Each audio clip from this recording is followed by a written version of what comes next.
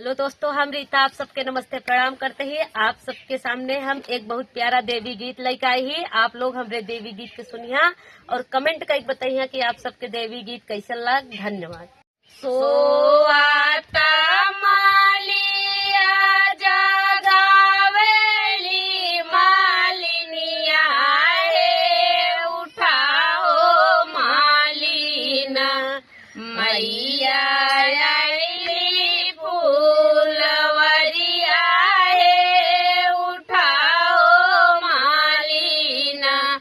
मैया आइली फूलवरिया हे उठाओ मालिना सोआता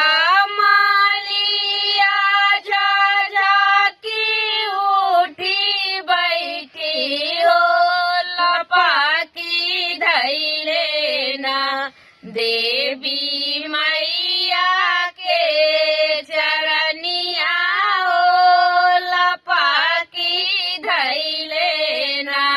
देवी मैया के चरनिया लपाकी धैले ना कवना कसूर हम कैली मोरी मैया हो सवेरे होते ना आइलू हमारी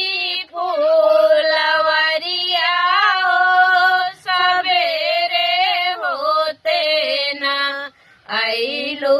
हमारी फूलवरिया हो सवेरे होते ना बाइली लगौला चमेली तो लगौला हो ओढ़ौल फुलवाना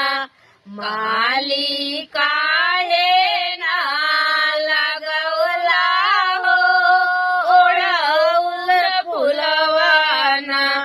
मालिका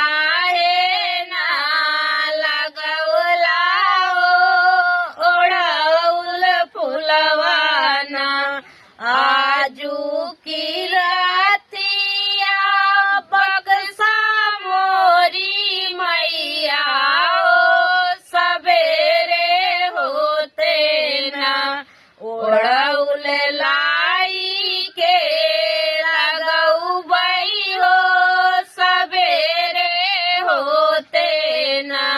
ओढ़ौल लाई के लगौबई हो सवेरे होते ना ओढ़ौल देखी मैया भला मुस्कानी हो कि पहिरई लागी ना मैया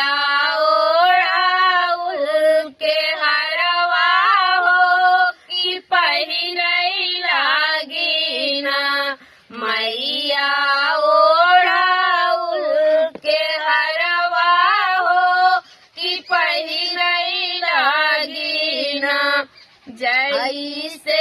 कि मालिन माली हमें जोड़वला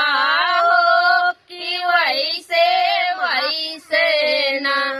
तोहर ये भागो वैसे वैसे ना अरे उतना हो गया रहा राग ना लग रही। ठीक है वैसे वैसे वैसे वैसे करने के हाँ एक ही से वैसे